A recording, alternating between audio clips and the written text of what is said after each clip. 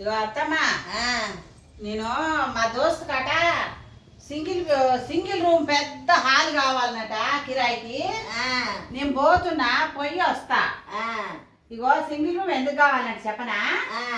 ఆమె కొడుకట, ఒకటే కొడుకట, చదువుకుంటుండట, ఇంటర్ చదువుతుండట.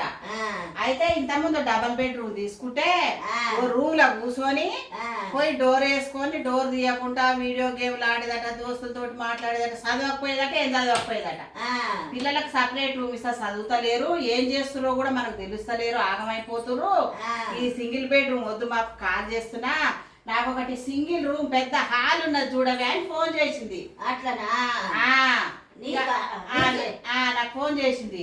నిజంగా కూడా అంతే కదా, పిల్లలు రూమ్లలో ఎవరి రూమ్ వాళ్ళకి సపరేట్ ఉంటే ఏం చేసేది తెలియదు మనకు. అవును, ఆ ల్యాప్టాప్ ముందర పెట్టుకుంటారు, వీడియో గేమ్లు ఆడతారు, ఏదో అన్ని దొంగ శాఖలు చేస్తుంటారు.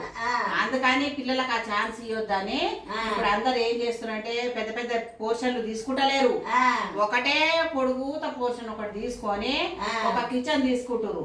ఇక అందులో ఉండి వాడు పడుకున్న చేసిన అమ్మాయి దగ్గరనే కదా, ఇక ఇప్పుడు వాడు ఏం తప్పు చేయలేడు. ఇక అట్టని మా దోస్తు పెద్ద హాల్ ఉన్నది చూడ, హాల్ కిచెన్ చూడవే అంటే చూద్దామని పోతున్నా. భద్రం ఇంటి దగ్గర వస్తా మరి. సరేలే. సరే.